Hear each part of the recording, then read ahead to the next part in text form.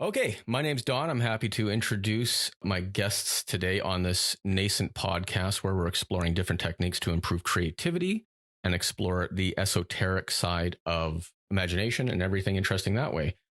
Yeah, my name is Michael. I'm from the Netherlands. I have a history in lucid dreaming, although very slightly, and a bigger history in astral projection. I only recently found out about shifting, which is very interesting to me because it's a lot different from both of those topics I mentioned before. And I am a law student over here. I study law. I'm in my second year, and that's about it. Yeah. I guess I'll go next. Hi, my name is Pecky. I'm a high school student in Canada. I have a wider shifting, like reality shifting experience than I do lucid dreaming. And I've recently gotten into researching astral projection, but not too into it as of right now. Hi, my name is Rory. I am 18. I would say that I'm more knowledgeable in shifting and somewhat lucid dreaming. I have not exactly studied astral projection yet, but I do know the three are very different things. So that's cool. And I'd like to discuss a little bit of that there too, because it seems like there's pockets of people out there who have a lot of experience with lucid dreaming and smaller amounts of people who've exercised and practiced astral travel. And it's interesting because I find like Rory and I talked about this a little bit as well as Michael, where certain things are more acceptable to talk about. Like you can easily be in public and say, oh yeah, I can lucid dream, no problem. Nobody's going to bat an eye. They're going to be like, oh, that's cool. Tell me more. Astral travel gets a little weirder where they're like, okay. And shifting being this novel approach seems to draw a little bit more ire, a little bit more criticism, which we've all experienced. And I contributed to myself actually when I joined some of these servers because I was trying to figure out what exactly was going on, because I like to read a lot of the science behind some of this stuff and try and understand it. As a lot of people know, like science is not the end all be all for explaining things. It's just a way of understanding what's replicable so you can easily communicate it with others. But yeah.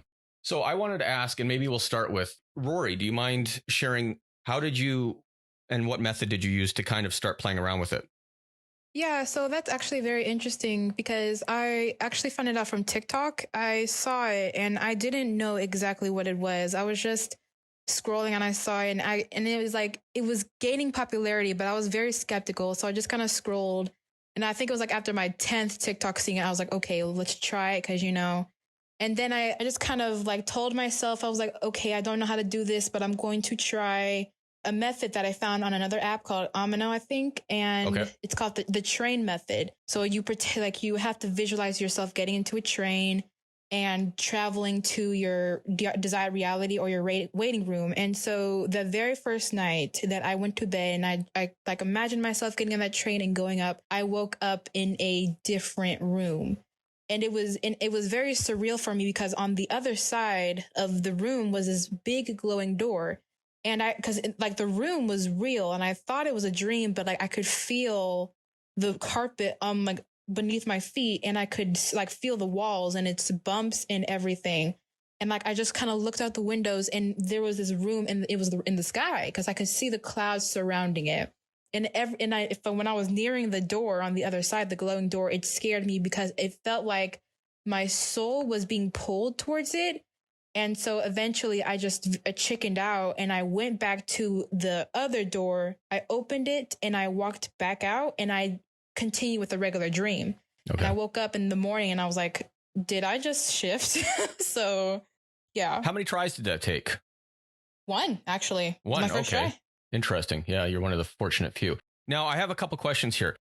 Explain to me, so you wake up in this train, explain to me the sensations, and I want to draw attention to maybe the sensations you're feeling on the train versus the sensations of you possibly just walking onto a train everyday life. Were there differences? Was there a narrower perception? Was the sensations more amplified and pronounced and dramatic like you might experience on, say, MDMA or something like that? Did you notice anything like that? I think what you're asking is if I woke up on the train, which no, I woke up in the room. So like the method that I used is you have to visualize yourself getting onto so you have to imagine you're like really try hard at imagining yourself getting onto the train. And when you fall asleep, that's when you're supposed to wake up. And that's how I woke up because I imagined myself falling asleep on the train. Like you have the rocking of the train, the cold window against your head. Yep. And that's basically how I did it. So. Okay, so my mistake, and you corrected me. And so my question still remains: when you came to in the room, when you shifted, were there any noticeable differences between your experiences shifting, whether the way things sounded, whether the way things felt, versus how at this moment right now, if you reached out to touch a table, or if you listened to the birds singing, or if you were to touch a wall, were there any noticeable differences there? I would say at first, like it felt like I was just waking up from being on morphine or waking up from a coma. It was very like lucid at first, but then as I kind of like stayed more in the room or like approached the glowing door, it became more real for me. And it was like as if I could touch this table like I'm doing right now, I could touch the walls and I could feel it being there. Okay.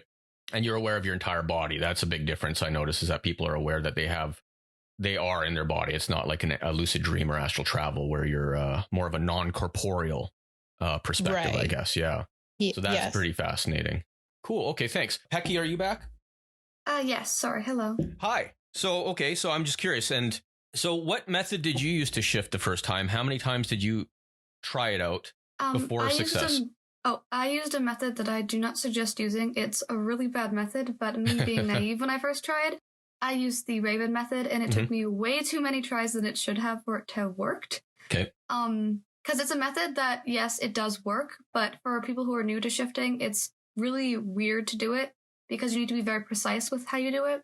And I don't suggest doing it because I have ADHD. So my brain just shut off halfway through a couple times, and I just never was able to complete it. Gotcha. Completing it felt weird because you basically kind of fall asleep kind of near the very end, where you kind of just go down like a dark kind of like, I'd say, tunnel-like thing, I guess. And you'd wake up where you are. There's like no process of getting there fully. You just kind of go. That's like the bare minimum of how to explain it. It was really different to experience. Can you explain any of the sensations that you might have felt or things you would have seen? Like, what did it feel like using the Raven method versus maybe, or I guess a better question is, okay, so you started with the Raven method. What's another method that you've used that you found is, because this is going to go out and hopefully help other people learn. So give me the most effective method that you've played with, or if you have. I did a little bit of research because I found shifting through TikTok. Okay. And I found a method for people with like ADHD and like processing things where they can't focus as well. And I was like, oh, that's cool. So I tried it out, and it does work quite well. And I learned through a lot of research that you don't exactly need like a complete solid method, like to follow it precisely. You can adjust it a bit to fit your needs, because in the end, it is you who is doing it, which you need to keep that in mind, which I think a lot of people don't understand. You can adjust things to fit how you are and what your needs are. So of course, I use that. And some sensations that is like, it's using the Raven method, I guess I'll explain. You wake up and you feel like you're lucid dreaming, or like you feel like you just woke up in a completely different place and you have no clue where you are until your brain catches you up as to where you are. Okay. I was really dazed and confused, to be honest. It was like, how to explain it? It's like you haven't slept in 48 hours and you just completely crash. And then you wake up from like a really long rest and you're just kind of sitting there and you're a little bit dazed and confused, but you're also well rested and really like energetic, I guess, is how I felt. So similar grogginess to what Rory said when upon coming to. There's a definite sense of. It was definitely like waking up from a coma or a very long sleep. Yeah. Interesting. And so how many times did it take you to try this method and before you shifted? The first time, I'd say it took me 3 tries about. Okay. I'd like tried once a week because I was trying to build motivation up as I went. And it took quite a while. It almost took me about a month. Okay, good to know. And so upon coming to your first, or any of the shifting experiences you've had, I just want to talk a little bit about the sensations that you experienced, like I asked Rory too. Did you notice any difference between your sensation as of this moment, touching a table, tasting food, hearing anything in the background, versus your experience while shifting? Was there any differences that you noticed at all? Yeah, so I'll just say my first shifting experience was Harry Potter. Woke up on the Hogwarts Express. It was really weird because the first thing I heard was like the sounds of like the train moving and people talking. And it sounded like I was listening to like a movie or a podcast. because it didn't feel like I was there with them. But as soon as I like opened my eyes and like looked around, everything felt fake. Everything felt fake immediately, but it did kind of slowly feel more real, less of like a dream and more of like, oh, I'm actually here. Okay. Michael, we established that you and I haven't shifted, but we've done a lot of practice with lucid dreaming and astral travel. Maybe you can actually contrast the two experiences with what Rory and Pecky have talked about a little bit and explain what it feels like and how you induce astral travel. Right. I have shifted only once. Oh, okay. Sorry. Yeah. So it was very short because I wasn't fully there yet, and I had an alarm set for like half an hour after I tried. And I think I wasn't. So I have the exact same feelings that you would expect out of shifting. Is I started out very groggy or very not fully there, and slowly but surely, as I interacted more with people and with my body, it slowly settled in, which to me was quite strange because it's such a contrast to lucid dreaming, where I am lucid and then I slowly lose lucidity or have to take certain measures to increase it. So that was rather strange. But yeah, I used the method I always use for astral projection, and the only thing that was different was my intention, which is quite interesting. Okay. The method is you wake up very early in the morning. I don't recommend this for beginners, by the way, or perhaps very early in the morning when you're about to wake up for school and take 15 minutes just for this method. You wake up most often 4 to 6 hours, in between 4 to 6 hours when you go to sleep, or after you go to sleep, I mean. And then you wake up, you do something very small, like you go to the restroom, you read a page from a book or your script, or do something very small to get you up and about. And then you should still have the feeling of really wanting to sleep. Then you lay down again, or you lie down again. You go into this state of between awake and asleep. So I think, and then you keep your intent on shifting, or in my case, it was always astral projection. In this case, it was shifting. Somewhere you cut out and your consciousness stops, and then either you wake up in the astral, where what people say is the astral, or in this case, it was shifting. I woke up next to my mother in the passenger seat of a car, which is also, I didn't go where I wanted to. It wasn't somewhere I scripted. It was quite random. I even tried some tests like reading certain texts and certain images, because in lucid dreams, they always change. In this case, it was completely different. Everything stayed the same. It was very stable. So interesting. It was all very interesting, yeah. Now with Rory, what was your first experience? Where did you go on your first shift? I actually went to my waiting room. It's called a waiting room, so it's like the in between of your desired reality and your current reality. I didn't know what it was at first. I just thought at first, because like I woke up and I was like, that didn't work, because I was trying to go to the Marvel Cinematic Universe, and I was later told by my good friend Cham, who was the owner of the server. She's like, you shifted, and I was like, wow, okay. So and then the next time I did try, I did go to my desired reality. So let's go through a couple terms for people that are new to this. So there is the desired reality, which is what you're kind of shifting into. There's the current reality, which we experience day to day here that we're all going through right now. Go through some of the other terminology that people might know if they kind of stumbled into some of the lingo here. Well, I'm just going to get one out of the way. There is respawning, which is a very heavy topic within the shifting community, because it's basically suicide. Respawning is, it's basically you, in hopes of staying permanently in your DR, you basically kill yourself here. And it is a huge topic, because with new shifters, it's like, of course, you want to go to your desired reality and be there forever. But no one really knows what happens. Like if you really stay there, because you're not meant to be there. If you were meant to be there, you would be like live in that, like you would be born in that reality, but it's not. So, that's one. Yeah, no, it's interesting too. We can talk about that more, but go over some more here.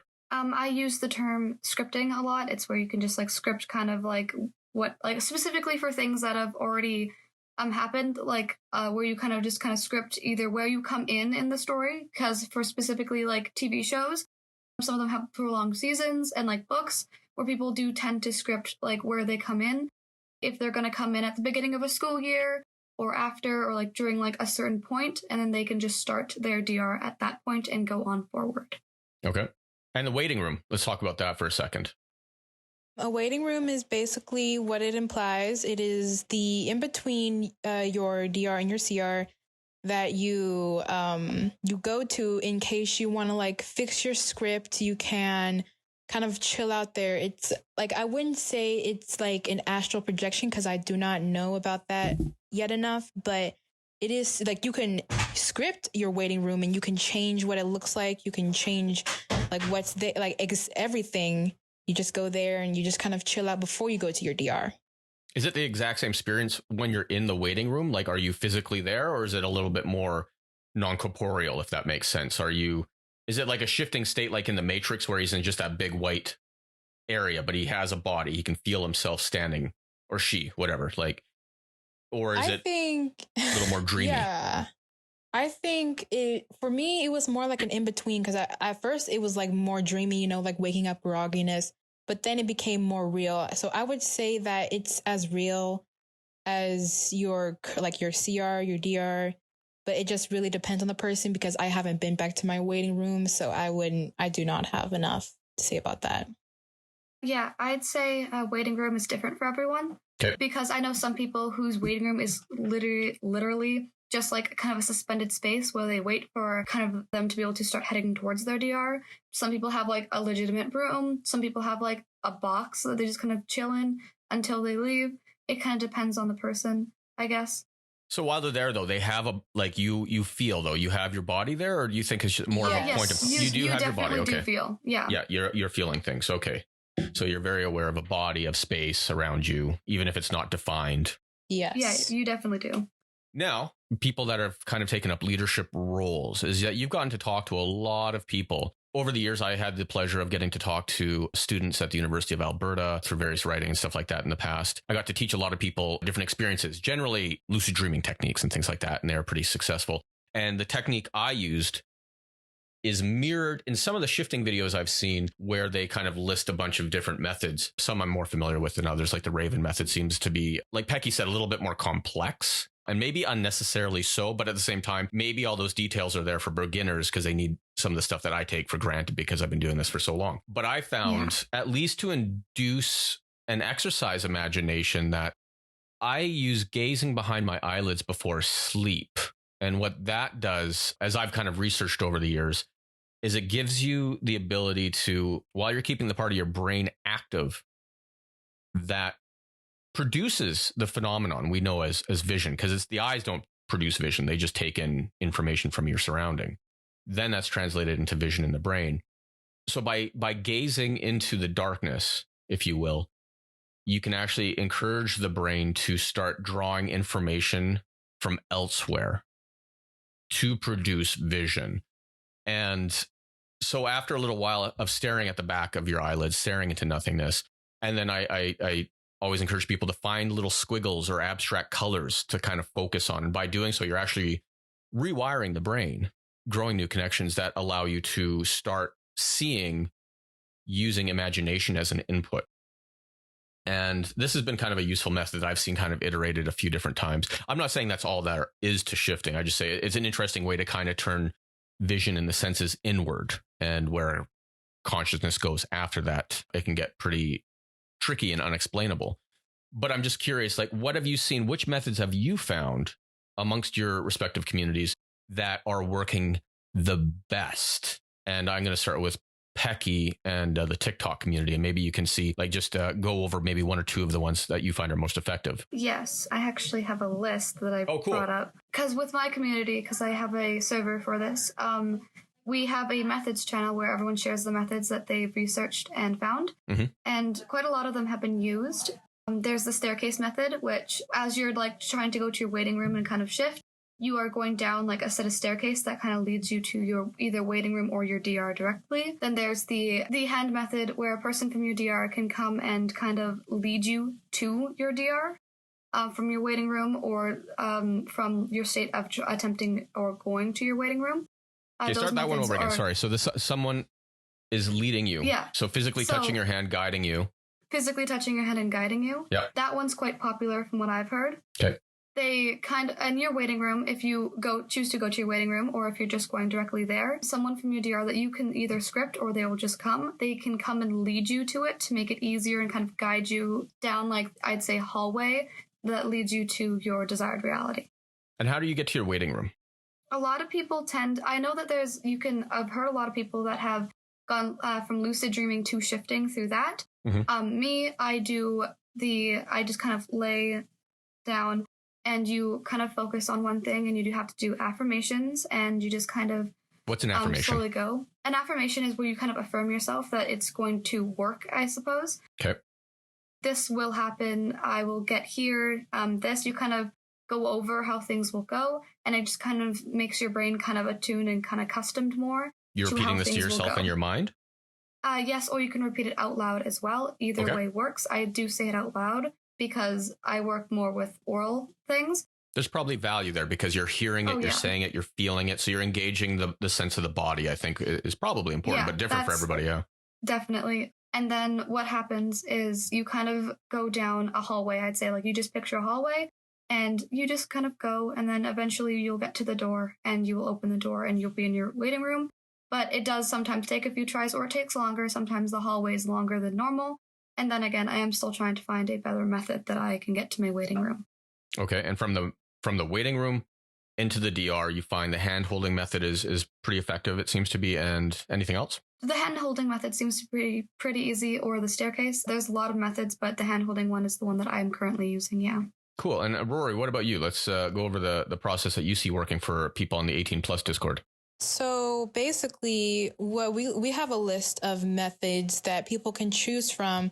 I would say the one that works for people the best would be the Julia method. Oh yeah, that method's great. It's kind of like the Raven method, but not, if that makes any sense. Like, for example, for the Raven method, you just count down or count up on your back in starfish position. But in Julia method, you affirm over and over in your head, and you count on your own time. So you don't have to exactly keep track of your counting. You could just say 1, 2, 3. I am your desired reality name, and you could just keep going until you fall asleep. And I think for the Julia method, with people, because they can't lay on your back without being uncomfortable, so you can lay on whatever position, and so it's like the Raven method, but like more optional. And that's what. Okay, run me through it though. So what's a common affirmation? So I'm lying on my back or whatever's comfortable for me. So let's say I'm just comfortable in starfish, or in the occult, it's called dead man's pose. Right. So you're just kind of just arms and legs kind of relaxingly splayed out. You're on a bed, you're comfortable, so you can relax. Your body's not interfering with your senses. And so just run me through this. What would be maybe a common affirmation or two that people would use as they're counting down? Or up. So what we like to use present tense. So I am shifting, or future I have shifted, or it really depends. So you're laying down and you count and you say I have shifted, I am shifting, or I am a master shifter. That's what I use commonly. And then as you get past the shifting ones, you use your DR ones. So I am in my DR room, or I have made it to my DR, or my name is this and that, or my family is my house. You have to affirm and really believe it, and just, it's affirmations are really positive enforcements that move your subconscious along, if that makes sense. Are you visualizing at the same time? Yes. Actually, it really depends, because some people, they could just affirm, and others can just visualize and affirm. It really depends. Everyone just tailors it to their own needs. Sure. People learn differently. Sometimes people learn by hearing or doing or seeing better. So everybody's a little bit different. And then, so Michael, what have you found works on the subreddit there? Well, my subreddit is quite young, so I haven't seen very many people who stated that they have shifted or had success with a certain method. I do understand that most people actually don't use a method, or they keep it to affirming and using subliminals, and then they let it go. It's very clear that at least the Alice in Wonderland method has been effective for quite a few people. Alice in Wonderland, I heard of that one. It's also quite interesting to me. Please run me through that. Okay, so as the way I understand it, and the other two should, Becky or Rory, you should correct me if I get anything wrong here, because I'm not too familiar with this method. It's basically where you have to be strong at visualizing, where you visualize that you are sitting in a meadow or in a forest, or preferably a meadow, sitting against a tree and doing something that can keep your mind busy. So you're reading something, or you're painting something, or drawing something, maybe playing with an animal in your lap, or anything of the sort that it can keep you kind of busy. And then you should keep up this visualization until you see a character from your desired reality run by or walk by, and then you have to follow them. And when you follow them, there's going to be a point in this visualization where they enter a rabbit hole, just like the rabbit with the clock from Alice in Wonderland. From what I know, it's you fall. So you fall the way Alice did in the old movie. And then this should happen continuously until it feels right where you land. So it has to be this feeling where you land. And then I think either Becky or Rory, you should take it from here, because I don't quite know the rest. Yes, I can take it from here. So while you're falling, you should start to feel the symptoms of shifting. And then once you hit the bottom... Wait, can you go back for a sec? Go through the symptoms of shifting. Explain them or describe them. Okay, explaining is really awkward for me. That's fair. Because I'm really bad at explaining things. Rory can jump into if they have anything to add. Rory, would you like to explain the symptoms of shifting for me? Yes, I guess I can. So basically... Thank you. So the most common one is feeling as if your soul is like going through waves, or like you have chills or twitching, or you feel as if you're not in your body at all. There's a lot. There's headaches. I saw someone say they get hot constantly. There's one of hearing your DR. There's one of flashing lights. It's really hard to say, because I've always used a sleep method. So it's like, in most symptoms are like day methods, or people who are actually aware of it. And I haven't gotten most of them anymore, but yeah, that's like, those are like the common ones. Like twitching is a huge one. Yeah. Thank you, Rory. It's important for people to know that you don't always get symptoms. I shifted without symptoms, and many people have stated that they shifted without feeling any symptoms. So it shouldn't be something you expect. If you get them, you get them. Just let them be. If you don't get them, don't be worried. You can shift without method. I agree. Or without symptoms. Oh yeah, definitely. I don't shift with many symptoms. The most symptoms I get is just feeling out of body for like 3 seconds, and then I'm like there. So I would also like to say this: symptoms should not be like, you should, like, if when you're trying to shift, you shouldn't be like looking out for symptoms. Your main goal should be getting there. I remember I was talking to someone, we were talking, and she told me something that really stuck with me. She said, when you're driving somewhere, you're focused on the destination. Like, of course, you want to pay attention to your surroundings while you're traveling, but you're mostly focused on your destination and where you want to go. So when you're shifting, you're not going to be like, oh, that's a symptom, that it's just going to tie you to your CR. Like your main focus is your DR. So you shouldn't be focusing on your symptoms. Yeah. That's interesting, because I noticed the difference, and Mike and I talked about this last weekend, that in lucid dreaming, it's a very seamless transition for me, but there's no sensations because I'm not really working with my body or sense of body. But years past, when I've tried astral travel to mixed results, there were intense symptoms what you're all talking about. And those visualizations, or the ones I used at least, by the likes of Robert Bruce, who I think is out of Australia or New Zealand, and he developed a system called NEW, which he wrote about in a book called Astral Dynamics. But he actually developed a way to teach astral travel to the blind, because they couldn't use visualization. So he engages the body a lot. And that's where I get a lot of the crazy symptoms, like to the point where even like my eyes roll back into my head so violently that it just draws me out of like any experience. So it's interesting. I just see the overlap there a little bit. So it seems to engage the body a lot more, which I think is fascinating. Anyhow. Yeah, so once you hit the bottom after experiencing the symptoms of shifting, or if you don't experience them, that's completely fine. You will visualize a table with a key on it, look around to find the door, and then pick up the key and open the door. On the other side of the door, you should be in your DR. You go through the door and close it. Go to bed, and when you wake up, you should be in your DR. Remember to stay focused and don't move when you're trying to sleep in your DR, specifically for this method, because otherwise you will have to wake up and then go back to sleep again. Just to clarify, for clarification, for me personally as well, this is something you can do during the day and then or right before sleep, or is it something you have to do right before you sleep? I'm pretty sure this one is where you can do it right before you sleep, or like you can take a nap. I'm not 100% sure completely of the logistics of it because I've been told of this one. I haven't experienced it myself. Okay, yeah. Okay, now I'm going to go through a couple of questions here as we start to establish this stuff here from the subreddit here. What do people most misunderstand about shifting? That it is lucid dreaming. Yeah, that's what I misunderstood. And that you can get stuck. Yes, that is a huge one.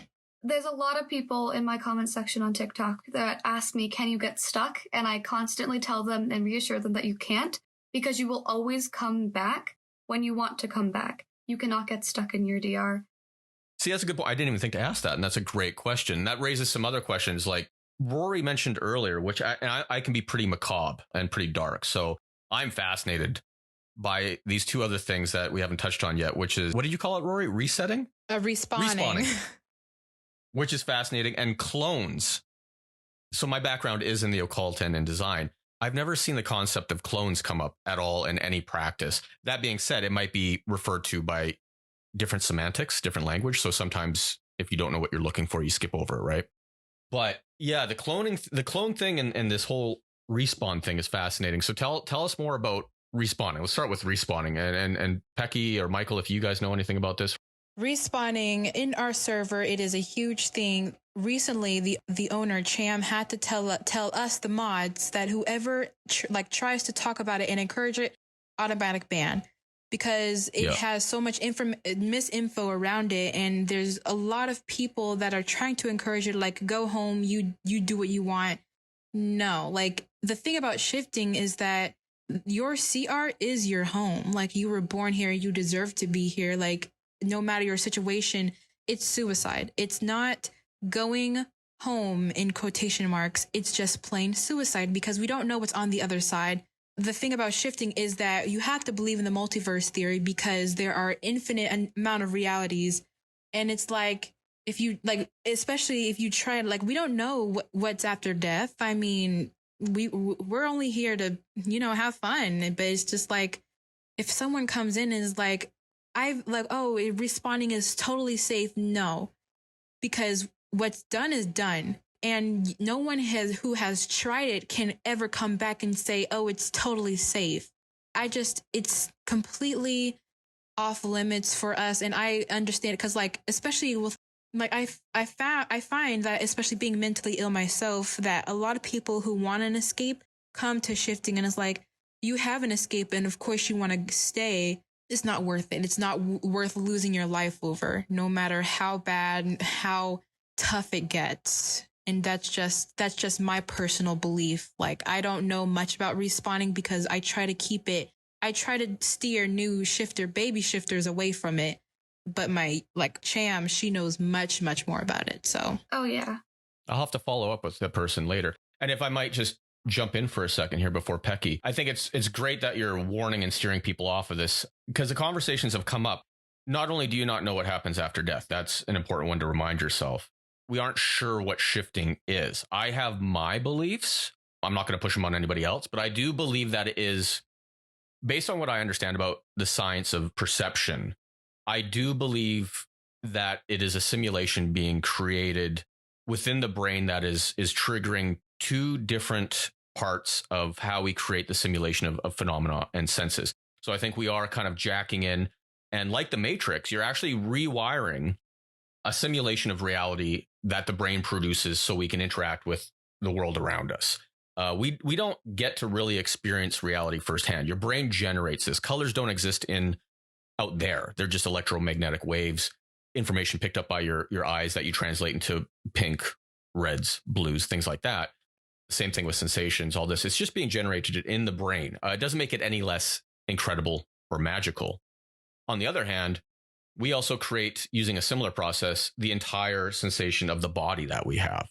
And there are two different methods going on in the brain that do this. And from what I understand, consciousness is a sliver of light that kind of sits at the center of these two simulations of the external world that the brain creates and of the body itself. And the body communicates with us using feeling in an attempt to maintain homeostasis amongst all its really complex systems and all the organs, blah, blah, blah. If you were aware of everything happening inside your body, it would just be chaos. There's just too much turmoil going on there, right? You don't want to be distracted every time your tummy grumbles or you got a fart or something like that. This is just my theory, trying to posit it, and I'm trying to put it together so I can better teach people, right? So let's just hypothetically say that this is accurate, and maybe that there aren't infinite realities like the one that we're experiencing now out there. Maybe we're creating simulations. I just want to remind people it doesn't make it any less magical. Francis Crick, who discovered the structure of DNA, did so on LSD when he kind of came up with those ideas, because he managed to tap into this inner creative world and think in such abstract terms using the knowledge that he had acquired over his life. So yeah, if anybody's thinking about respawning and listening to this, be very, very forewarned. I ran into somebody on the subreddit who became very aggressive when I warned them, because it sounds like they had a kind of a bad upbringing and life was shitty. I'm not going to mince words. It was shitty. They're having a shitty life and they're coming to shifting because they want to leave. Yeah, which is, yeah. Yeah. That is not the way out. This is not escapism. It is not, I'm not saying there isn't. I'm just saying there's no proof that what's happening is you physically opening a door into another reality where if your body here goes kaput, that's it. You know, I'm not saying one way or the other, but I would wager that you're dead. In no fucking way is that condoned at all. That's just me. So moving on, let's talk. Unless, do you guys have anything else to say about respawning? I do have one little thing. Please, yeah. It is also banned on my server because we're not an 18 plus server because we are run by me. I'm a high school student. So we have more like teenagers kind of on there, and they're usually baby shifters. And so we have had someone come in before that was immediately banned when it was a newer server, who tried to kind of push it on. And we were like, no, it's not a good thing. It was because when you talk about respawning, shifting is usually normally used for people when they want to experience something that isn't their current reality. And they want to kind of, for lack of a better word, find an escape to bring like something new. And respawning is very, very dangerous, and you should never, ever look into it because there's like no solid evidence that it works, and it is 100% dangerous.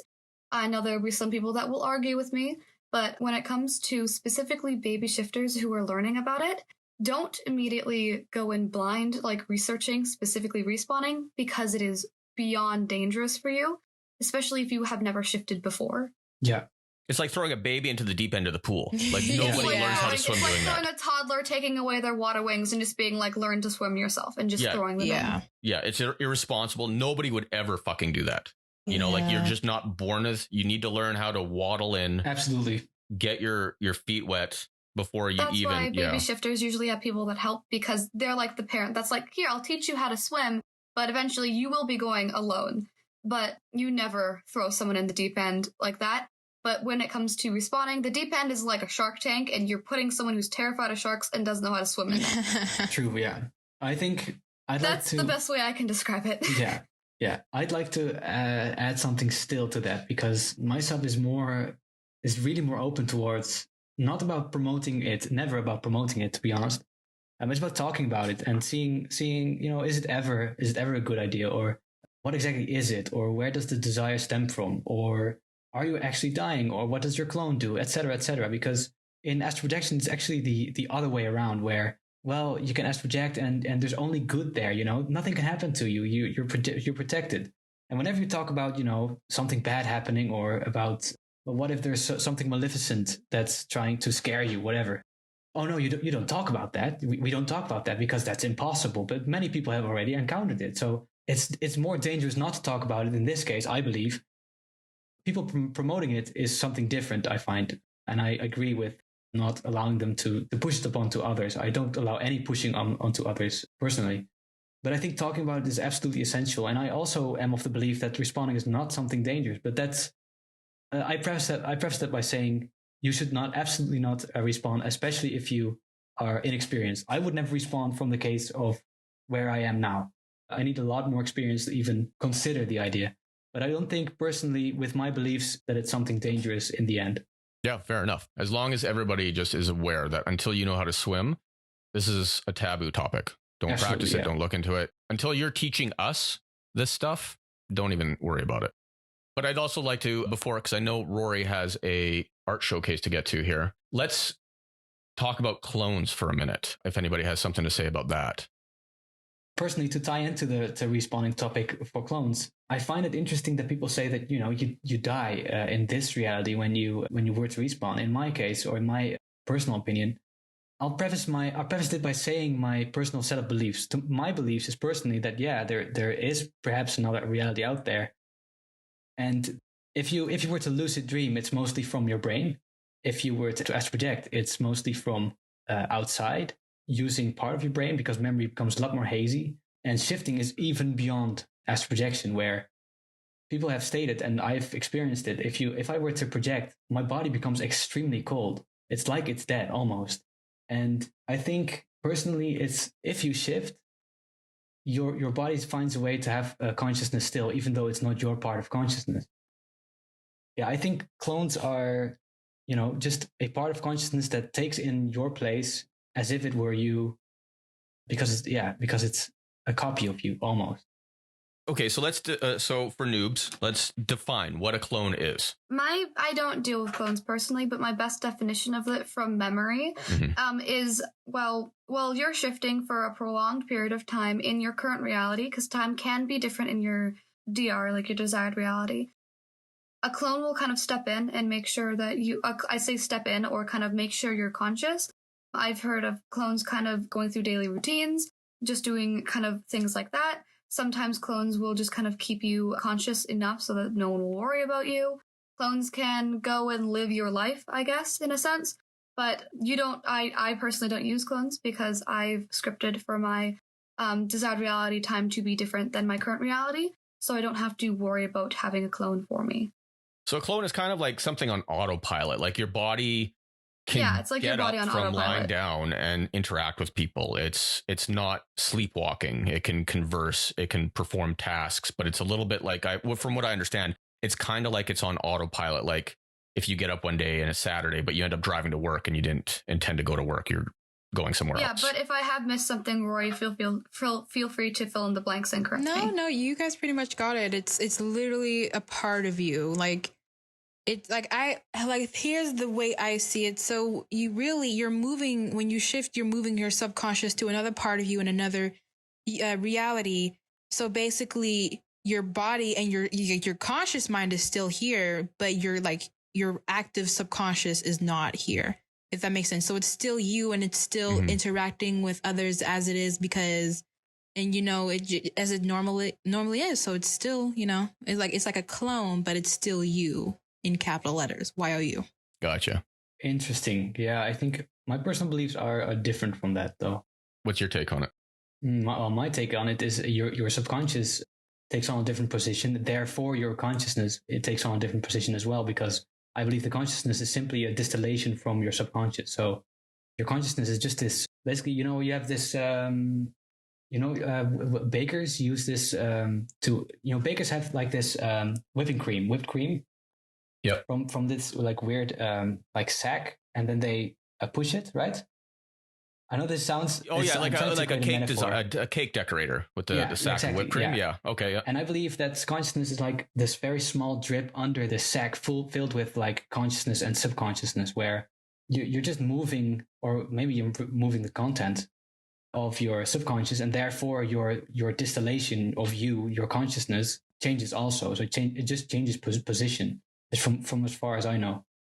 That kind of mirrors what's currently understood about consciousness and perception. The old belief that you only use, say, like 5% of your brain or something like that is completely inaccurate. But how it happens is this is a very rough estimation. Your nervous system is taking in, like I was talking about before, your nervous system is actually processing information at a rate of about 12 million bits per second, or BPS. That's everything: touch, taste, smell, sound, all the things that your body's doing, even your feelings, internal stuff like that. And that's an intense amount of information. So you're not conscious of all that information at any given time. As psychedelics are becoming more legal in the States, certain American cities and Canada, etc., and I think in the Netherlands, I'm not sure how it works, but neither here nor there. What happens when you're using psychedelics is it just opens up that narrow keyhole of perception more broadly, and something similar to like MDMA. So where you're more aware of the information that your nervous system is processing at any given time that you're not normally paying attention to in your day-to-day life. Now, consciousness is capable of holding 20 bits per second or 20 BPS. So, and I'm not talking 20 million, I'm talking 12 million that your nervous system is processing versus the 20 that you hold in mind at any given time. So that actually limits what you're able to pay attention to. That's perception. Yeah. Perception and consciousness are quite similar. And that would be a fascinating conversation for another day with Rory, being neurodivergent and presumably working in arts, but we won't get down that rabbit hole right now. So the interesting thing about this is that the brain only lets you see a very, very, very, very, very small sliver of everything you're encountering. And so I do think that my experience with astral travel and lucid dreaming has always been of internal. I'm always going within and then having experiences of the environment or of other worlds. And I've gone so far inside, within, I don't know what to call it, that I've lost concept of self, but I'm still lucid, you know? And this is a bit of a digression from the shifting, but I do believe it's like kind of what Michael's saying. I do think there's an intersubjective something. There's a layer that exists that connects all of us. It's just buried deep, deep within us. But that's not to deny that when I was studying Reiki and some of these other practices, there's a very subtle energy that you can feel when you quiet the body down and learn how to kind of shift your awareness through the body and almost like an onion skin, kind of peel that physical layer away, mentally, I mean. So you feel that there's this like a subtle body or subtle energy or the astral body, whatever people want to call it. There's something there. And when I remember it was some buddies, we were studying Reiki together to the point where you could actually move the subtle body around and kind of like push it like water on a pool, but like in slow motion, almost like this kind of viscous, staticky fluid that's just kind of everywhere. And you could kind of move it around and leave ripples and wakes like you would in a pool. And we were experimenting, me and a friend, Dan, where he could feel the ripples and he could replicate, like he could actually vocalize what I was doing. Like, I'm like, okay, I'm pushing it this way or whatever. But he would actually, like with his eyes closed or turned around, he's like, okay, well, you push it to my right. I'm like, totally. Yeah. Like so there's something shared between all of us. That's for sure. And that's why it's impossible to say, but damn, is this stuff interesting? Yeah, absolutely. I think just to be clear here is, even though that's my set of beliefs, and even though if my set of beliefs would make respawning something of a viable option, it's always safest to assume I go from, even though I believe that respawning is absolutely possible or not dangerous if you're an experienced shifter, I go from the assumption that it isn't safe. I go from the assumption of Rory's philosophy because I simply don't know either. I have a belief, but I don't have anything that I know. So it's safer to assume that it isn't safe. It's safer to assume that you should be careful, especially, you know, no matter what you believe. So I just want to state that as something to take away. I also think the key word there is experienced shifter. Mm-hmm.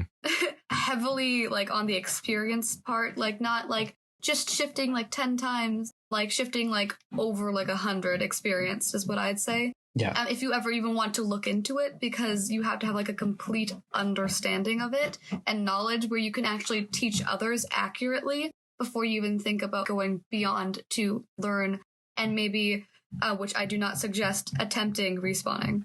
Mm-hmm. And that raises a question that came up on the subreddit a couple of weeks ago with that person I mentioned that had a bad situation that was maybe defining their life at that point. That I think this stuff is great. I'm not going to delve into the philosophy of what it is, but regardless of what it is, it's powerful. It gives you the opportunity to heal, to make yourself stronger and better. Yeah. Life is a gift, whether it's this life or two, if you're a good shifter. And that's just getting an extra ace up the sleeve, but you should never want to throw away this life because it's what you get. And I would look at this as an opportunity to make yourself stronger and more capable of enduring the hardships that we all unfortunately have to endure, some worse than others, obviously. Yeah. I'll leave it there. And I know Rory has to get going soon, so maybe we'll blast through a couple of questions of personal experience. And then I'm so sorry. I'm so sorry. I am way old and getting used to doing this. And I don't even notice I'm doing it. I'm so sorry. No, it's totally But they have fine. to get going here. Yeah, like do not take any disrespect. I'm so sorry. It's just No, muscle memory in my stupid mouth. I totally get it. But I can actually, my ride just said that she's running a little late, so I can probably stay like 5 to 10 minutes and answer any questions that's directed, towards shifting in itself. Yeah, so. I have a couple audience questions we'll go through. I'll just pick a couple of the best ones here, and maybe you can kind of all give short versions, but we'll start with Rory here. So give me your favorite shifting experience. I think my favorite experience is when I actually got to the Marvel Cinematic Universe and I met Steve Rogers, which is Captain America, and I shifted to another age. I was a child. And so I shifted and I could not properly experience, I could not give out my excitement. So I just started crying and he was like, "What's wrong?" And I just couldn't keep it. I was just crying so much. And I did not let go of him. I was hugging him for a long time. So that's probably my favorite. That's amazing. Yeah. And how about you, Pecky? Definitely when I first arrived at Harry Potter and we were in the boats headed to Hogwarts. That's when it kind of all hit me like a train that I was actually there. And it was surreal to see because you were in the boats. So you could see the big three, Harry, Hermione, and Ron. They were not in my boat because I was not there with them. But you could see everyone. And it was, I'd say, insane, absolutely. Because specifically the sorting ceremony was really weird because everything was just so magical, I'd say. It was magical in the sense oh, this is so cool, and magical because I was literally in the wizarding world. And I remember I was sorted into Gryffindor, because I remember that because I was really excited. And I remember crying immediately when I sat down at the table because I was just so happy. They're just they greeted me so happily and I was just bawling my eyes out. I was just so excited. Nice. How about you, Michael? It was a moment. Yeah, that's cool. I only have one shifting experience, and it wasn't very interesting. But you stated that astral travel was hanging also out in the car with my mom. Yeah, and going into a mansion and talking to my dad. That's whoa, cool. Okay. Nice. You stated that astral travel is also allowed, and would that be okay to explain? Yeah, no, please, yeah. It was my very first time that I went out of body, and I was just in my room. And always when I explain this, it sounds so stupid and small, but everything was the same in my room. It was very identical to just the way it looks. Some things were changed. The dimensions were slightly different. But one thing was extremely interesting was I looked up on my closet, and perched on my closet was a huge, compared to what they actually are, a huge marble chameleon who was blinking at me. And even though it was very small, the impact it had on me was severe. I was so impressed with so realistically seeing this beautiful animal that was made out of marble and moving. It was as if it was there as a guest to say hello, or to you have people believe in spirit guides or angels or something. It felt like a very benevolent thing that was hoping for me to do this more often, or he was very content with me. It was extremely impressive to me. And I actually, when I woke up, I wept because it was so impressive. The impact was so big, even though it was a small vision. Yeah, that's all actually. That's the most interesting. That's cool. I've had a similar experience twice or 3 times when I was younger, but mine was malevolent. And yeah, I won't waste much time here because I want to give Rory the floor. But yeah, definitely interesting, the manifestations that you can evoke and that are willing to communicate with you. But I definitely had a malevolent experience those few times. So that was a little bit different. But now I'm going to ask, what's the longest span of time you've spent in a desired reality? How do you trigger leaving that? And then I have another question that kind of relates a little bit, where one person was curious, do you shift back? And I don't believe in this. I believe you come back to this body, this reality. But some people are curious about, do you shift back to a similar reality, but it's like a mirror reality? So you never actually ever return back to the one you came from. But I don't think that's accurate at all. Interesting.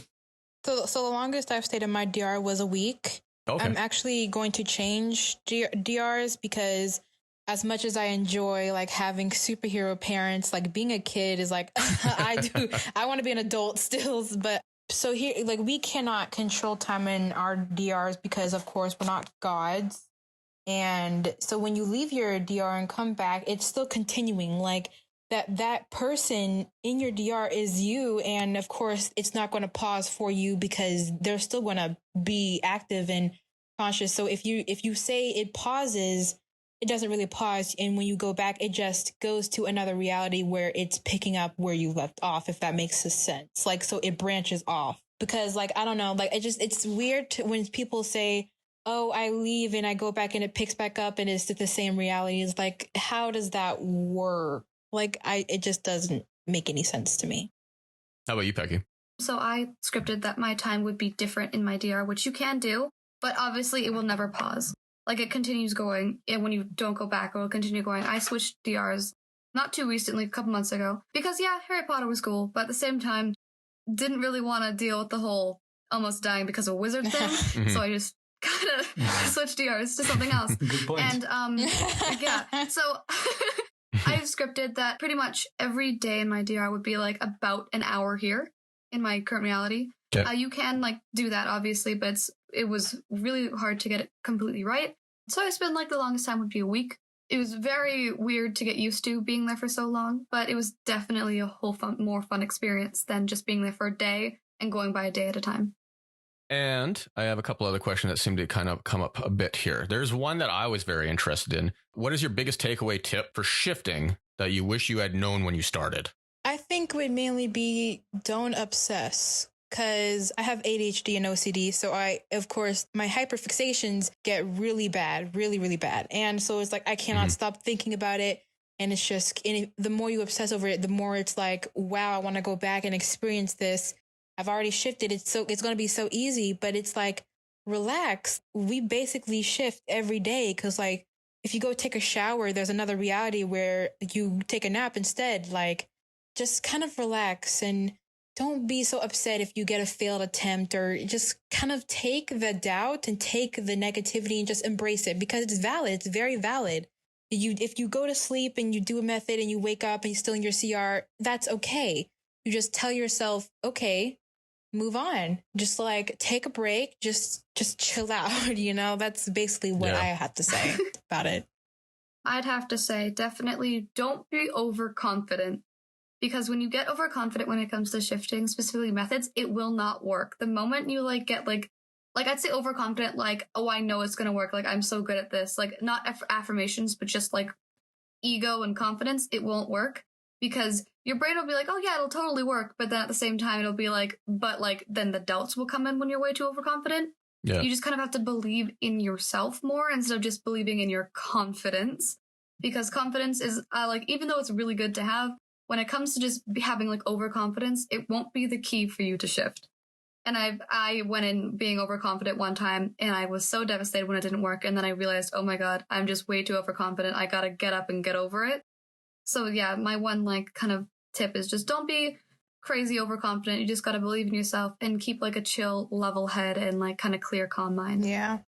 I have to go, by the way, too. So thank you for having me. I'll send the audio recording to you. And if there's any questions you guys have or anything, I could just DM me and I'll answer the best I can. So thank you. Yeah, I'm on the your Discord server. Oh, you joined? Yeah. Oh, cool. Glad to have you. Yeah, it's nice. That's perfect. It looks nice. And I would say we even revisit this maybe in a couple months too, because I feel like there's going to be a huge influx of young people trying this out. And I'd like to kind of expose this to a bit of an older and even more professional audience. Yeah. To try and strip some of the stigma away. Rory and I wanted to talk a little bit about that stigma, but maybe we'll have to do that down the road. Yeah, another day. Yeah, but it is 18. Like you can share it to anyone, but it is 18 plus. We do not allow minors because it's a safe. Sorry, Pecky. It's just a more safe space for adults. Yeah, I know. It's okay. So, yeah, I'll chat with you guys later. Yeah, yes, nice to meet you. Enjoy your afternoon. Thank you. Yeah, so for the last two here, the one question that did come up quite a bit, and this is the one that mostly interests me, and I have some theories on this, but this comes from the subreddit as well. Can you take the time to learn a skill like a language or figure out a math problem in your DR and bring the knowledge back? They've heard a lot of conflicting viewpoints on this. I've talked about it with a couple mods here and there as it's come up because it seems to get kind of blocked or removed because I think a lot of people seem to be talking about it, but there seems to be no answer. I'll have my own theory. Maybe I'll bring that up after, but what do you two think? I don't fully know. Like you can learn skills, I guess, stuff like that. But when it comes to bringing it back, you always have to remember that it is from your DR. And so that may not translate completely over. And yeah, sure, you could probably learn a language, and you can bring it to your DR, but maybe learning a language, like, let's say if you were in Harry Potter and you learned parcel tongue somehow, I don't think you could bring it back to your current reality, because there's some like fictional languages that obviously won't translate over, but if you say you go to your DR and you learn Spanish, and you take the time to learn it, I'm not 100% sure how that would work, but there could be the possibility, but there also could be the possibility that it could work or it could not work. But when it comes to skills, like, let's say you shift to a reality where you like are in like this cool professional gaming group and you like are good at it, I don't know fully if that will translate back to your current reality. It just kind of, I guess it depends on the skill that you learn. Mm-hmm. Michael, you got any thoughts on that? Yeah, I agree. I think it's very dependent on what skill it is. I was going to go to my DR. I was going to learn 2 different skills. My DR is, and this will sound cringy at first, but it's actually for a good reason. My DR was going to be the World of Warcraft, because there's a lot of conflict there. And because I study law and I want to get into mediation, I want to see if how much diplomacy I can apply there. So that would be a mental skill. I'm laughing with you. I think that's hilarious. Okay, good. Yeah. That sounds very interesting. I thought it The was orc a good one, lawyer. Yeah. So I was gonna, That's a good idea. to really up my mediation techniques, and but I was also going to learn a skill that involved muscle memory. I have, my handwriting is okay, but if I were to learn better handwriting in my DR, how would it translate to my current reality? I want to see if there's difference in those two. So that would be my first goal. But there's also other goals where, well, I mean, that's more off topic though. So I won't talk about it. But I think the difference is it mental? So learning a language, or, a math problem, or becoming skilled in a certain thing that's more mentally taxing? Or is it something that is muscle memory, which is also interesting to me personally to figure out? Yeah, like I'm of 2 minds on this. I think my understanding of information, there's knowledge and there's understanding. Knowledge is something that you are given, but it's secondhand. So you learning the dates of world wars, anything in school is really just secondhand knowledge that's provided to you without experience. You weren't there at that war. Understanding is when you apply that knowledge. You understand how to ride a bicycle. You understand how to type on a keyboard or on a screen. You understand how to play Nintendo. These are things that you have, like you said, muscle memory. You've engaged the body. I liken it to that whole 20 million bits per second of information that engages your entire nervous system. Yeah. Even in ways that you're not aware of. That's understanding. You understand what it's like to kiss, and you understand what it's like to skip rope and fall down. I don't have any understanding of what it's like to bake a cake. And that's because it requires chemistry too. I don't think I could actually just develop that knowledge. Yeah. Even while shifting. And again, this gets into my beliefs of what maybe a shifting is, as a kind of a weird culmination of astral travel combined with lucid dreaming, creating an entire virtual simulation that engages you entirely. That's my personal belief. Yeah, which is interesting because whether it's real or a simulation, if it's if it's a good simulation where it's very believable, I believe that muscle memory would be more retainable by that standard, right? So there's things you could learn, I think. Yeah. I remember early when I was young, a kid, I learned how to tie a tie, as silly as that is, in a lucid dream state.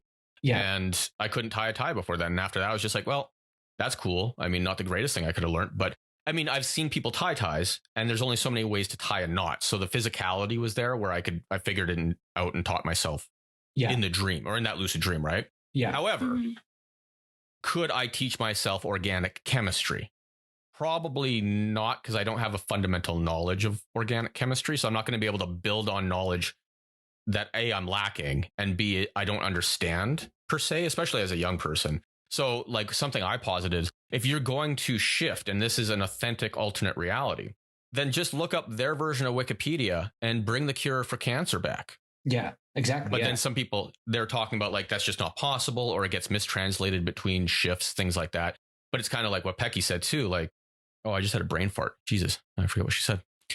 Sorry. It's like may or may not work. It kind of depends on what you bring back. Yeah. Yeah, like Parseltongue is imagined. So you can imagine learning something. Like in a dream, I teach myself to fly in dreams all the time. Never been able to replicate that here. Yeah, so, like I think it depends fully on what it is. Because if it's like something you can learn in your current reality, what's stopping you from learning it exactly? But if you go to your Yeah. DR to learn it, I think the translation or like bringing it back might be a little blocked there. Like you can learn obviously how to communicate with others more in your DR and then bring that to the to your current reality. For sure. But I think when it comes to like, let's say like the cure for cancer, I think bringing that back over won't fully work. Like you bring it back like maybe like a part of it, but I'm not 100% sure how that would. It just might be a lot of trial and error, and you need to like do some experiments with that, but I have no clue. One thing that we as shifters can do just to see if this is at all possible, because I believe that because of my experience with astral projection, right, where I know full well that I was completely lucid, but when I get back, it felt more like a dream. But I knew that it was completely real when I was there in the moment. I've been looking into ways to see if I can pull those memories more closer to my consciousness. And it seems that there's someone, and he's called Jose Silva, but there's many methods, by the way, where if you get close to the alpha state of meditation, you can pull those memories closer to your consciousness. And I believe that's at least something that we should try as shifters to see if we can extract that information closer to ourselves in this reality. Yeah, I've been very interested about that. That's actually why I'm going to be practicing and kind of delving into it. Because I think if you have knowledge and understanding here, but maybe like a lot of us said, like we don't have the time, like we have things going on in our lives, so you don't get to practice as much as you want, etc., which is unfortunate. Yeah. But that opens up this huge thing. So like a question about time. So like when Pecky said, like you spend like a week in your shift, or you shifted for a week, however you want to use that. Sorry. Like how much time passed here based on your script? So if it was about a week, I'd kind of shifted it about an hour would be like a day there. So about 7 hours, like a full night's rest, I'd guess. Okay, cool. And you can change that in script, right? Yeah, but I cannot control time, like stop it or like anything. I can just say like, I can like change how it like goes over. Yeah. But I can't like be like, oh, it'll be like a whole like 275 years for an hour here. That won't work. It has to kind of be like, it has to balance it out, I guess, in a way. There's got to be some kind of scale of relativity between them. Make sense, I guess, or at least that's for me. Yeah. Well, just to kind of advertise, I suppose my shifting sub is that it's important to talk about these things where I know I had a brain fart, by the way. Yeah. Oh yeah. Well, yeah. That was what. Yeah. So you have this time kind of dilution where if I say that I have been here for an hour in this reality and I stay for like a day in that reality, it could also have to do with you can't get that much information in so little time. So it's still hidden there somewhere. And I think those things are quite interesting because when I shifted, I completely remember everything that happened quite clearly in vivid detail, as if it's my memory from this reality, because there was no time dilution. I didn't affirm correctly that I had any time dilution in my desired reality. So to me, that was quite interesting that there was this difference between those experiences. So I think maybe that's also something to try, where you try to start in the night and you're there for 7 hours where it's a normal night's sleep, and see what you can learn in those 7 hours and see how well it is retained. Like those kind of experiments where just to test things out. But then you need to be an experienced shifter for that, I think. Yeah, but I think there's tons of value. Because I mean, as young people, you might not feel the pressure of time right now. Whereas I guess I'm technically middle-aged. And so it's interesting because like time is that one resource you don't get it back. True, you can't buy time, right? So that is of immense value. Yeah. To many people. And I mean, think about this. Like, this is just me hypothesizing, but I mean, Pecky gets super good at this. She's able to figure out how to teach people and she grows up, or Michael figures out new techniques for developing knowledge and spending time there and teaching himself things based on stuff he's teaching himself here. Yeah. But you could teach other people, like people with limited time. Or I mean, like if you take a team of chemists, physicists, doctors, what's to stop them from putting them, like teaching them some of this stuff, right? Exactly. Yeah. It's about the implications and giving them twice as much of time away from. And plus, as you get older, you have kids, you got stress, you got just life in general gets in the way. So giving people, I think this ability to shift. Whatever it happens to be. But I mean, that's why this is so special for young people kind of stumbling onto it and learning how to master it, developing communities around it. Like it might not be immediately apparent. Like it's fun to go to Hogwarts. Don't get me wrong. It's fun to go to the MCU. It's fun to do all this stuff. That's awesome. But I was talking to my fiance and she's a huge Harry Potter fan. I'm like, so some of these people are teaching themselves Parseltongue and coming back and they say like they have a memory of Parseltongue, but they can't speak it here. I'm like, yeah, but it's an imagined language. So, I mean, really, I could come back and just go, I'm speaking parcel tongue. Like Right. nobody's going to be able to say that's not Also parcel true, tongue. yeah. You know, whereas if you have like hypothetically, I love the example of going to World of Warcraft, Yeah. as hilarious as that is, but to really exercise your skills. And there's old theories that that's what dreams actually are, is you kind of exercising who you are in certain scenarios. And Pecky, like whatever your passions are as they develop. There's also with like the thing where you can shift with people. Yeah. I wanted to ask about this. So yeah.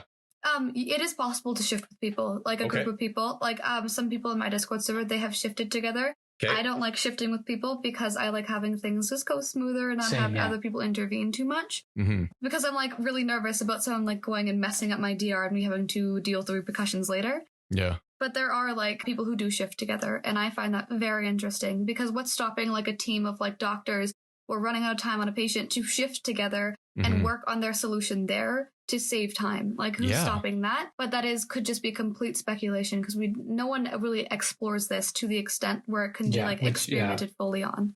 Yeah, but now you're talking. That's what's interesting to me. What are the limits and what are the possibilities? Obviously, there will be limits and possibilities, but if you can learn how to have superpowers in a reality, then what's like stopping you from like helping someone's life be prolonged with like a surgery that you need to have time to do?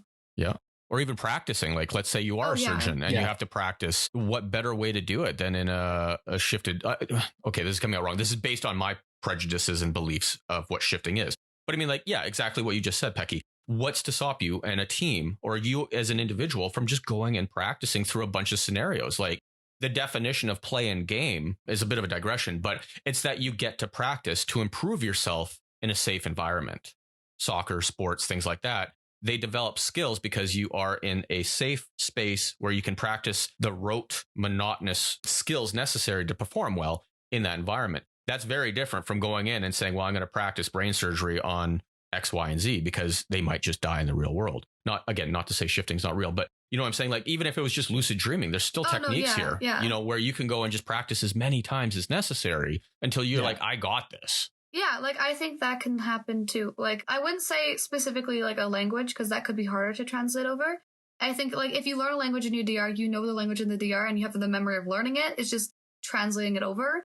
But like, let's say if you already know a skill, but it comes to the point of having time to practice it over and over again, I think that there is the complete possibility, don't know if it'll work, that you could attempt it and practice it in your DR and just have the practice that you remember doing. So you know that it'll work. It's for these things to be tested out is quite important. I think there's a stigma though now around the topic because, well, I mean, it's because of the topic, the nature of the topic mainly. But if I look at Amino or TikTok, it's not quite accessible for me. I'm only 22 years old, but TikTok is quite something out of my generation already for me, and it's kind of held me back to explore any further. And I think for the older generation, like you say, Don, it's not really accessible in any way. It's easier to shove away. Is basically what I'm saying.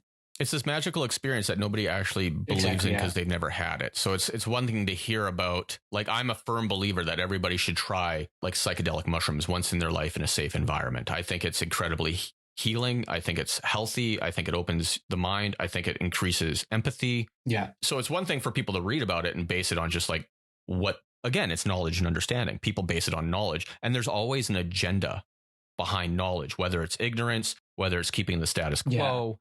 Things like that. Stuff you don't need to worry about until you get into your adult years and you realize that everybody wants something. No, I know. Yeah. So and especially when it comes from like a younger person like myself, like who like gives out like information like on a platform like TikTok, there will always be people who are older than you that kind of have like the sense that, oh, I know more because I'm older. Yeah. But they're not educated in like shifting. So they try to correct you and you're standing there like, have you done this? And they just don't like to face the fact that this younger person has done something I haven't done and they're trying to teach it. So it's like also with that, the younger kids are getting into it. Yeah. And people who want to go in but are older won't accept their help. That was fucking me. Yeah. I jumped onto one of the servers and I'm like, and then the thing is, I'm not saying I was wrong, but I'm just saying I wasn't right because I just came in with all my background and I love to read, and perception and neuroscience is my shtick. But just because I understand what some really smart people, I mean, I have knowledge of what these really smart people understand and have devoted their lives to understanding and teaching, it still doesn't mean that I know the answer and I can explain what's going on. I have a good idea, I think, But like I said, there's an intersubjective layer here where we're all connected. I've felt and experienced things that I can't explain away scientifically. So it's not fair for me to kind of like underwrite and say like, well, you're a dummy. I'll try and come up with questions that kind of poke holes so we can better understand it, so I can communicate it better. But like, damn, like, yeah, 100%. And I think you're right, Pecky. Like, I think that this is because it's young people coming into it naturally. It's fascinating because they're going to make it their own. They're going to come up with ways to teach it to one another. And they don't, because older people don't believe in it and have never experienced it, they kind of not going to pay attention to it. And at worst, they might think it's group psychosis. There might be some lashback. Who knows? Oh, there's always going to be lashback. That's the thing. Yeah. Same with astral projection. Same with lucid dreaming. It's just the nature of the topic, you know. Yeah. I want to give a side note. I mean, it's something that I thought about when we were still talking about the time dilution or the time change. Is that okay? Oh yeah, please. I thought it would be interesting to kind of measure. You know, you have this age. You know, I'm 22 years old. I know when my date of birth is. I know how old I am. I know how old my consciousness is. Is basically what I'm saying. But if I were to shift multiple times for multiple weeks in other realities, maybe it's interesting to follow two different ages, one of, you know, your body here and one of your consciousness in total. Totally. Perhaps that would be interesting. So that would be really interesting. Yeah. If you had shifted for hundreds of times, you could eventually say, you know, I'm like 50. I'm 50 here. You know, my body is 50 years old, and but I've shifted 100 times, and now I can say that, you know, my body is 50, but my consciousness now is 300 years old in total. That would be quite interesting, I find, to measure, to see how much time you can gain. I think that would be cool.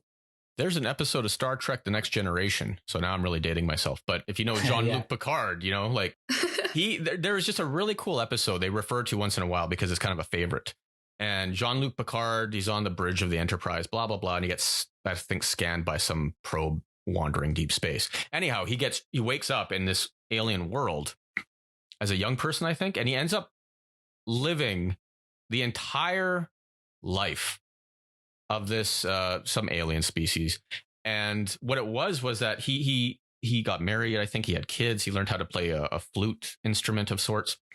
Had all these beautiful experiences, like this kind of tailor-made beautiful experience on this alien planet, living somebody else's life. And I think upon dying in that simulation, he was returned to the Enterprise. And I think it had all been communicated to him in just a moment. And what it turned out to be was this alien species who couldn't escape their planet, and the sun was going to blow up or something like that. So it was like their last days, and they wanted to share their culture with with somebody. And so they shot these probes into space. So you could live the life of this person, this alien, in a moment. But you get to experience just the best parts of their culture and their people and their planet. And it's a really pretty episode because he actually, for the rest of the show, he would sometimes return to playing this flute-like instrument, which only ever existed on that planet. So he learned and taught himself. Well, I guess he didn't turn himself, but you get it. Like, it's a simulation that taught him how to play this alien instrument to keep their music alive. Yeah. It's just a beautiful story, right? Like, it's really cool. So there's certain overlaps there a little bit here, like where you could spend that time. And if you can condense time in shifting, or if it's lucid dreaming for others who can't do shifting, things like that, there's so much potential here to open up a brain lab, go inside, spend some time. And yeah, definitely. Like, what's your favorite hobby, Pecky? I like to do musical theater and art and stuff. Boom. Why couldn't you could spend tons of time experimenting in that stuff, Oh, playing around with that, and then writing jokes or writing music. Like, why couldn't you just spend an entire week writing music? Honestly, I think that you can write music in a DR. I've heard people be like, oh yeah, when I was in a DR, I met so-and-so who was like a character who can play music, and they taught me how to make this song. And it was a thing that they brought back. Yeah. I think that can plausibly happen. Yeah. I've induced, visions, but not visions, auditory visions, if that makes sense, like auditory hallucinations through my own lucid practices, right? But I've had entire symphonies played to me, like alien stuff I've never heard of. I've had everything from crazy clown music to the most beautiful symphonic. And the thing is, I have no understanding of musical notation. I couldn't write this down if my life depended on it. But the thing is, my brain still knows music. So I still had I don't know where it came from. Maybe it came from the ether. Who knows? But I've still experienced music I've never heard anywhere. Mm-hmm. Good point. In some of my states. And it's super cool. So I know it's possible. Yeah. I just wish I knew how to write music, because then I could have came back and said, fuck, I'm going to write that down, right? Yeah, absolutely. I'd like to go back to like the topic of like spreading like kind of like information and stories. Go ahead, please. Yeah.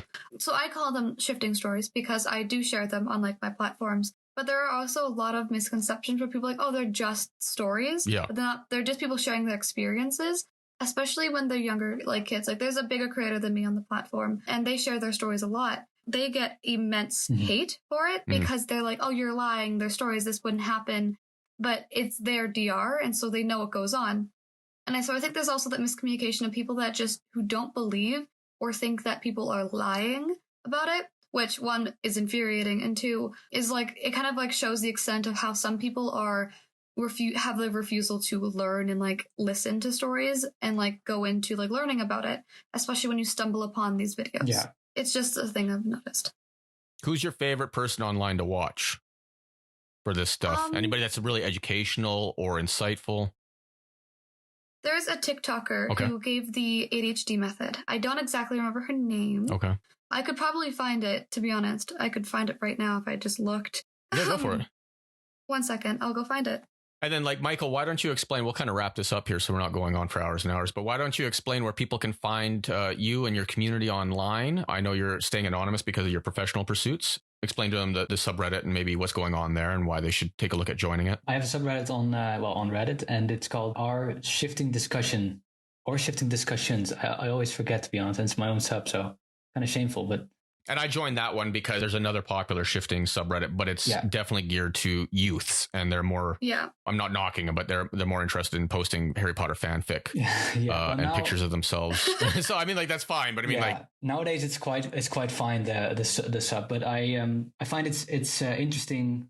I found it to be, the implications are interesting to explore, and for me it's more about exploring the philosophy, what is possible, what isn't possible. Yeah. No matter what you believe, like it's easy to get hung up on, well, shifting is real or no, it isn't real, but it's more about what can you take away from it, what can you learn from it, and how can you grow from it. Exactly. That would be important to discuss, even if it's about respawning, which I don't actually condone, even though I don't find it to be something dangerous. It's not something I condone, but it's good to talk about, why and why would you, or what would justify it for you? Like it's important to talk about things that don't often get talked about, even if it's just about, like ticker for your consciousness, where, my body's 50, but my consciousness is now 300 years old. Those things to explore and to think about and to philosophize over is quite interesting, even if it's about ethics or something else. Yeah. Yeah, and the subreddit's been really good for that. I find that the conversation is a little bit more mature and interested in understanding and sharing. Yeah. And then Pecky, why don't you share this person you like, but then tell us about where they can find you online. If you're under 18, I highly recommend checking out her Discord if she's open to sharing that. Yeah, I'll definitely share the Discord. So the person that specifically gives the ADHD method, I don't know too much like what they post much now. But when I first found them, they posted their like ADHD method if you want to shift with ADHD to make it easier. On TikTok, they are KD_mouse. It's really interesting. I highly suggest it. A few people in my Discord have used it. Okay.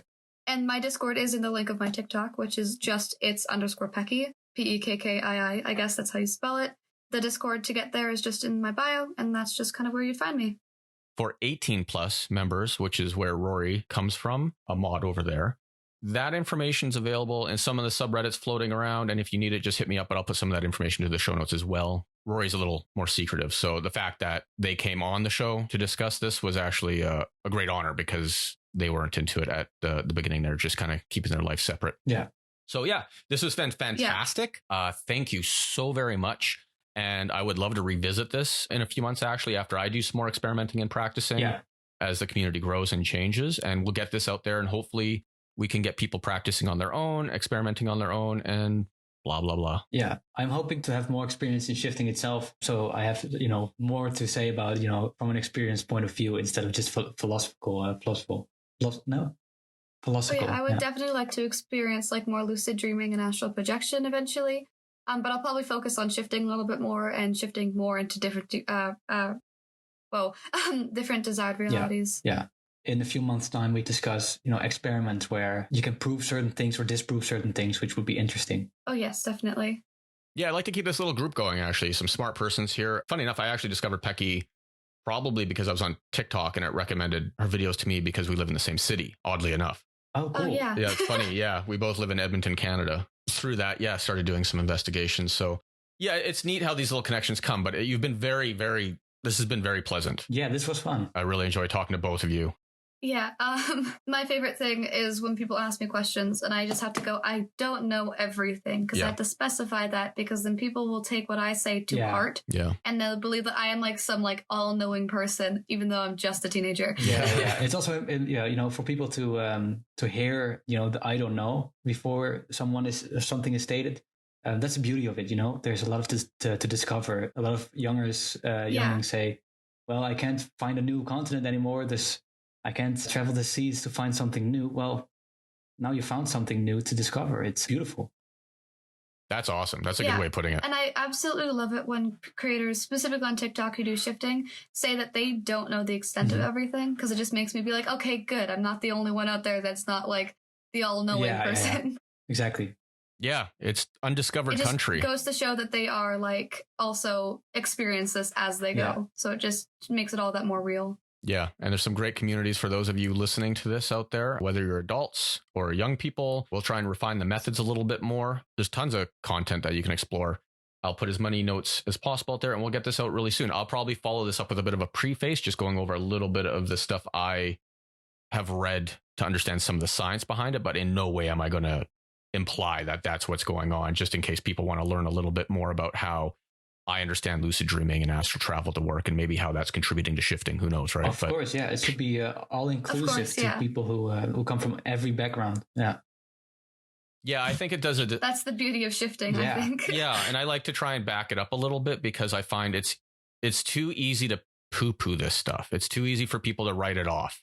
But if you can start to connect the dots in a meaningful way to those that rely on empiricism and practicality, and there's nothing wrong with that, then you open the doors to more people willing to try it. Yeah. So. Oh, yeah. Okay. All three of us, Rory, have a great evening at your art show. And, here's to that undiscovered country that we're going to collectively dig out together. And yeah, I don't know. I want to do this again. So yeah, we'll keep this chat going. Yeah, absolutely. Yeah.